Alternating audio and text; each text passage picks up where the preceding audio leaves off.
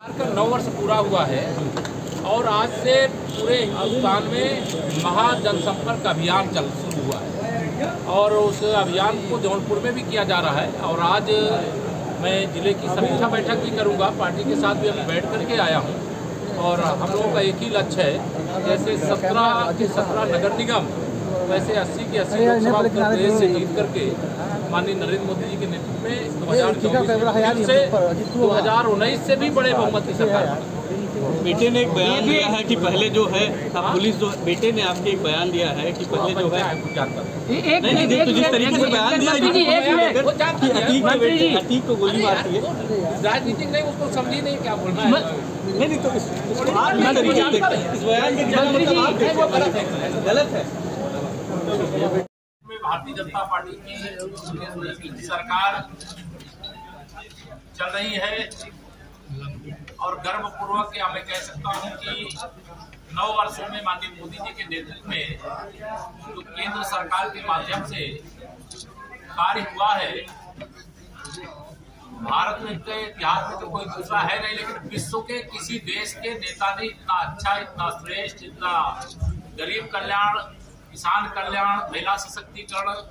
युवाओं के उज्जवल भविष्य के लिए जो काम किया है, उसका जिस क्षेत्र में हम लोग नजर दौड़ाएंगे उस क्षेत्र में कीर्तिमान स्थापित हुआ है। तो सबसे पहले तो मैं जौनपुर की धरती से केंद्र सरकार के 9 वर्ष पूरे होने पर प्रदेश और देश के जनता को बहुत बधाई देता हूँ और पूरे विश्वास के साथ यह कह सकता हूँ कि जैसे अभी हम लोगों ने नगर निकाय के चुनाव में ऐतिहासिक सफलता प्राप्त की है, वैसे ही 2024 के लोकसभा चुनाव में भी प्रदेश की 80 लोकसभा सीटें जीतने के संकल्प के साथ आज भारतीय जनता पार्टी ने महासंपर्क अभियान का शुभारंभ किया। जिले की समीक्षा बैठक के माध्यम से आज जौनपुर जनपद में कई क्षेत्रों में बहुत अच्छे काम हुए हैं। कई दृष्टियों से जिला टॉप 10 में मतलब अपना स्थान रखता है, लेकिन अभी भी जो काम अधूरे हैं उनको बहुत एक अभियान चला करके पूर्ण करने के निर्देश दिए गए। जैसे विद्युतीकरण की समस्या, बहुत सारे गांव में विद्युतीकरण होना था, लेकिन कोई कंपनी पूर्व में काम कर रही थी, तो अधूरे काम छोड़ करके गई है। तो फेज 3 के अंतर्गत उनको सब कवर किया जाए और हर घर तक जो बिजली पहुंचाने का काम है वह पूरा करने की गति को तेज किया जाए, आज यह निर्देश दिया गया है। जल जीवन मिशन योजना के अंतर्गत माननीय प्रधानमंत्री श्री नरेंद्र मोदी जी ने उत्तर प्रदेश सहित हिंदुस्तान के हर घर तक नल से जल पहुंचाने का शायद विश्व की कोई सरकार ऐसा नहीं की होगी जो काम माननीय नरेंद्र मोदी जी के नेतृत्व वाली सरकार में आदरणीय योगी आदित्यनाथ जी के नेतृत्व में उत्तर प्रदेश के अंदर हम लोग कर रहे हैं। जौनपुर में भी कुछ ये शिकायतें आई थी कि पाइपलाइन डालते समय कुछ सड़कें ऐसी तोड़ी गई हैं जिससे नागरिकों को प्रॉब्लम हो रही है। तो लोगों की समस्याओं को दूर करते हुए हर तहसील के कोई 10-10 गाँव में सीनियर अधिकारी लोग जाके चेक करेंगे, मानक के अनुसार जन सुविधाओं को ध्यान में रखते हुए पाइपलाइन पीछे और टेस्टिंग करने के बाद जैसी सड़क पाइपलाइन डालने, सम्मान निधि की दृष्टि से, चाहे पेंशन की दृष्टि से और चाहे आयुष्मान भारत कार्ड की दृष्टि से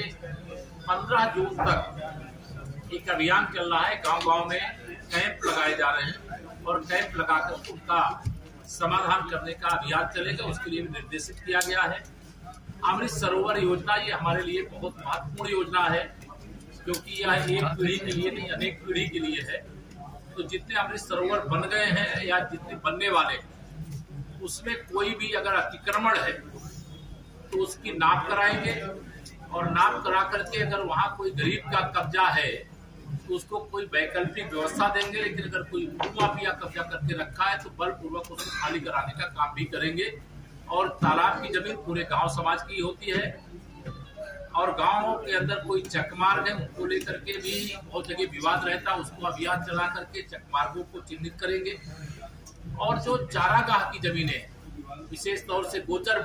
उस पर भी बहुत सारे अवैध कब्जे, उनको भी चिन्हित करेंगे और वहाँ एक नेपियर घास होती है जो हरे चारे की उपलब्धता कराती है, जो हमारी गोआश्रय स्थल है उसको उनसे जोड़ करके वहाँ उसे भी उपलब्ध कराने का काम किया जाएगा। जिले के अंदर आज जब मैं आया हूँ तो तमाम सारे हमारे कार्यकर्ताओं ने भी, तमाम अधिकारियों ने भी आपको जो पुष्प गुच्छ भेंट करने का काम होता है वो दिया है। तो आज मैंने अधिकारियों को कहा है कि जो हमारी विशेष तौर से स्वयं समूह सहायता की दीदियां हैं उनके द्वारा बुके निर्माण करने का काम, पुष्प गुच्छ बनाने का काम और उनके विक्रय का भी एक और नया अवसर उनको प्रदान करने का काम किया जाए। प्रदेश में हम लोग 45 लाख दीदियों को लखपति योजना के अंतर्गत उनको समूह से जोड़ करके किसी न किसी योजना का लाभ उनको दिलाने का यह तय किया गया है। कुछ ओवर बिलिंग की शिकायत आई थी, उसको भी जांच करके, और कोई फर्जी तरीके से उपभोक्ताओं को परेशान कर रहा है तो उस पर भी कार्रवाई करेंगे। पुलिस के द्वारा जो ऑनलाइन चालान की शिकायत आई थी उसके संबंध में भी कहा गया है कि ऑनलाइन चालान के समय भी ये सावधानी रखी जाए कि किसी का अनावश्यक उत्पीड़न नहीं होना चाहिए। किसी भी प्रकार का भ्रष्टाचार है उसकी व्यापक तौर से जांच करके उनके खिलाफ कठोर कार्रवाई करना चाहिए। आज यहाँ पर जो तहसील हैं, जो थाने हैं, जो ब्लॉक हैं, ये जनता की समस्याओं के समाधान के केंद्र होते हैं और अगर वहाँ कोई समस्या समाधान होने के लायक नहीं होती है तो जिले में आ जाती है और जिले के स्तर से फिर उस पर निर्देश दे करके उन समस्याओं का निस्तारण कराया जाता है। लेकिन इसके बाद भी लखनऊ भी बहुत सारी समस्याएं पहुंचती हैं।